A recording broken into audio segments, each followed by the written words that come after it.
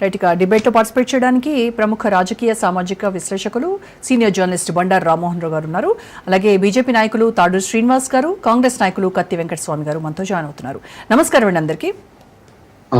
Right, Venkataswamy గారు, ముందుగా మీతో స్టార్ట్ చేద్దాం. ఎమర్జెన్సీ జరిగి 50 ఏళ్లు, ఇప్పటికీ కూడా ఆ గాయాలు ఇంకా మనస్సులో అలాగే ముద్రించుకుని ఉన్నాయి. సో ఈ బీజేపీ మాత్రం ఈ ఎమర్జెన్సీ డేని రాజ్యాంగ హత్యా దినంగా ప్రకటించింది. సో ఎలా చూస్తున్నారు దీన్ని? ముందుగా ఛానల్ ఉన్న పెద్దలకు మీకు నమస్కారం. ఎవరో ఒప్పుకున్నా ఒప్పుకోకపోయినా ఈ దేశ చరిత్రలో రాజ్యాంగానికి సంబంధించి, దేశ పౌర హక్కులకు సంబంధించి ఎమర్జెన్సీ డేస్ అనేది ఒక చేదు అనుభవం. ప్రజలకు, నాయకులకు, అటు అధికారం ఉన్న వాళ్ళకు, ఇటు అధికారంలో లేని వాళ్ళకు, ఇద్దరు కూడా సామాన్య ప్రజలకు, పత్రికలు డెఫినెట్ గా అది ఒక చేదు అనుభవం. దాని యొక్క యాక్టివిటీ ఇదంతా కూడా స్వాతంత్రం సిద్ధించిన తర్వాత స్వాతంత్ర వాయువులు పీల్చుతున్నటువంటి వ్యక్తులకు డెఫినెట్ గా అది ఇబ్బందికరమైనటువంటి పరిస్థితి. దాన్ని ఎవరు కూడా సమర్థించలేదు. ఈవెన్ మా పార్టీ, ఈవెన్ ఇందిరాగాంధీ గారు కూడా దాన్ని ఏదో సంపూర్ణంగా నేను చేసింది కరెక్ట్ అనేటువంటి ధోరణిలో ఆమె ఎప్పుడు వివరించలేదు. దాని తర్వాత కూడా వారు దానికి కారణాలు చెప్పినారు. వారు చెప్పినటువంటి కారణాలు కానీ తర్వాత అప్పుడున్నటువంటి జర్నలిస్టులు, లేకపోతే మేధావులు, తర్వాత రామ్మోహన్ రావు గారు లాంటి వాళ్ళు అంతా కూడా చెప్పినటువంటి వివరణలో కూడా దేశానికి సంబంధించినటువంటి ఇంటర్నల్ సెక్యూరిటీ, దేశ భద్రత, దేశం యొక్క ఇంటిగ్రిటీ, దీనికి సంబంధించిన అంశాలు కూడా దాంట్లో ముడిపడి ఉన్నాయి. తర్వాత రాజకీయంగా ఒక యాంగిల్లో చూసినప్పుడు ఇందిరాగాంధీ ఒక లేడీ.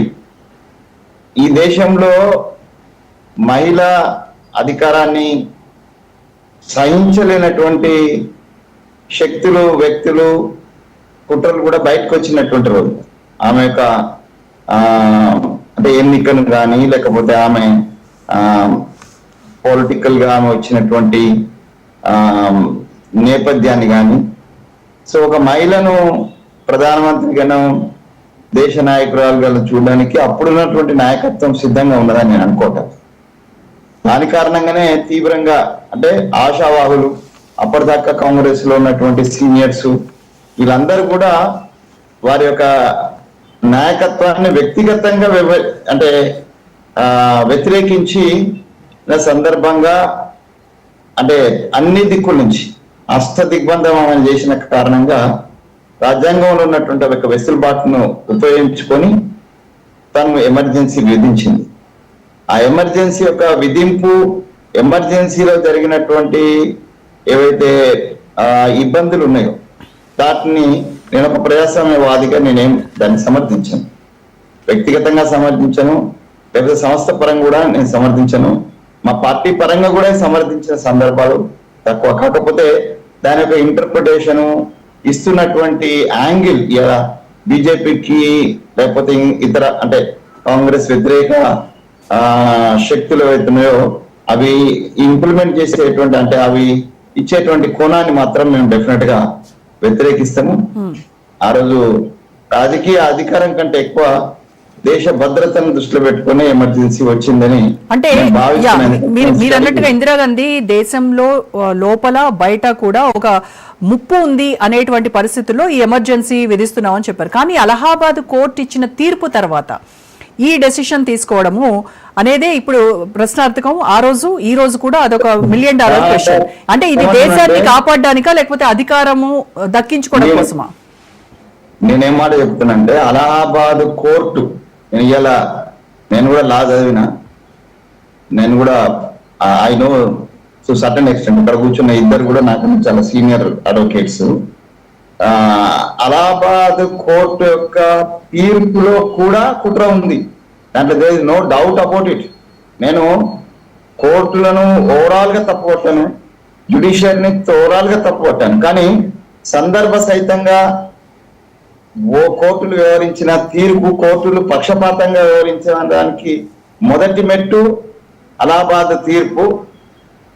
ఈ మధ్య కాలంలో జరిగినటువంటి కోర్టుల యొక్క తీర్పులలో మీరు చూస్తే గుజరాత్ లో అనేక సందర్భాలు వచ్చినటువంటి కోర్టు తీర్పులను మనం ఒకసారి పరిశీలిస్తే అధికారంలో ఉన్నటువంటి భారతీయ జనతా పార్టీకి ఎట్లా కొమ్ము కాసినాయి అనేది చాలా స్పష్టంగా మొన్న రాహుల్ గాంధీ కేసులో రాహుల్ గాంధీకి అది మన పార్లమెంట్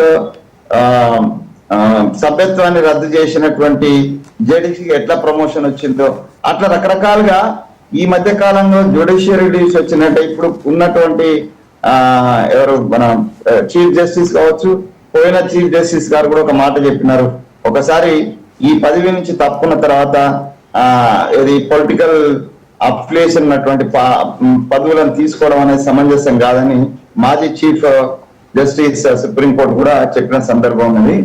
అసలు అంటే ఈ ప్రకటిత అప్రకటిత ఎమర్జెన్సీ లాగా 2012 తర్వాత మోదీ గారు ఇక్కడ గుజరాత్ లో వచ్చిన తర్వాత అప్రకటితమైనటువంటి ఒక ఎమర్జెన్సీ అక్కడ నడుస్తూనే ఉన్నది గత 20-25 సంవత్సరాల నుంచి. అక్కడ జరిగినటువంటి పరిణామాలను మనం ఒకసారి సరే ఈ చర్చలో ముందు నేను మాట్లాడతాను, మిగతా వాళ్ళు మాట్లాడిన తర్వాత ఆ జరిగిన పరిణామాలను చూసుకున్నప్పుడు ఇందిరాగాంధీ ప్రకటితమైనటువంటి ఎమర్జెన్సీ రాజ్యాంగంలో ఉన్నటువంటి అధికారాలను ఆసరా చేసుకున్నారు.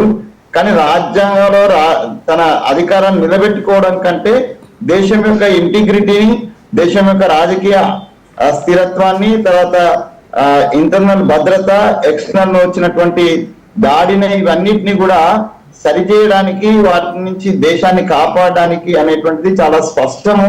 అయితే దీంతో ఎదుటి వాళ్ళు ఎవరు ఒప్పుకోకపోవచ్చు, కానీ దీన్ని అనలిటికల్ గా మనం పోయినప్పుడు డెఫినెట్ గా అంటే ఎందుకు ఒప్పుకోరంటే ఎక్కువ మంది ఈవెన్ రామ్మోహన్ రావు గారు కూడా ఒప్పుకోవచ్చు. ఎందుకంటే ఆ ఎమర్జెన్సీ కారణంగా సామాన్య ప్రజలకు కావచ్చు, మీడియాకు కావచ్చు, లేకపోతే అంటే ఓపెన్ ఎక్స్ప్రెషన్ కావచ్చు, అంటే అది మాట్లాడే హక్కు కావచ్చు, కొంత భంగం కలిగినటువంటి కారణంగా దాన్ని యాక్సెప్ట్ చేయడానికి నేనుతో సహా సిద్ధంగా లేము. కానీ దీంట్లో ఉన్నటువంటి దేశ భద్రత అనేటువంటి పార్టీని ఏదైతేనో దాన్ని సమర్థించకపోదు.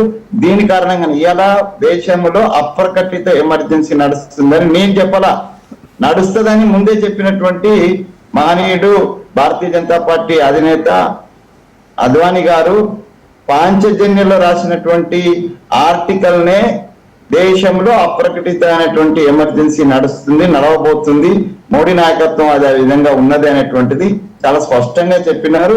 వారిని అంటే గురువు అంటే శిష్యుడు వచ్చి గురువును పూజించే బదులు కథం చేసినటువంటి చరిత్ర కూడా ఈ మోడీ గారికి దక్కుతుంది.